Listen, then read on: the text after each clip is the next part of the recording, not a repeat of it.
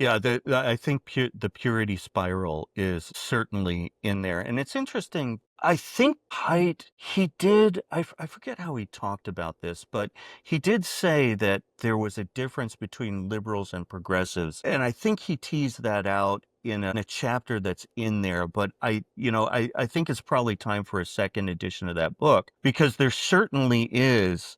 And I think this is part of the group process. And here's where it may differ. Purity, people who have a moral impulse towards purity really are concerned with the infection or the intrusion of something that's dirty or hurtful. So progressives in Burlington, they needed a special grocery store that had like only organic, tomato paste and organic cleaner and so forth. And that was a purity kind of thing.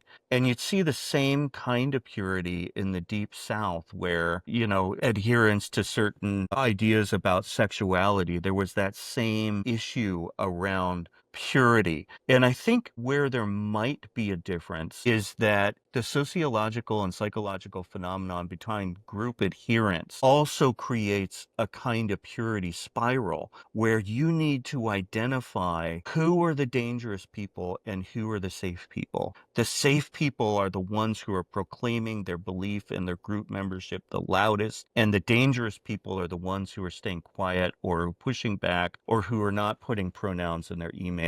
So Mm.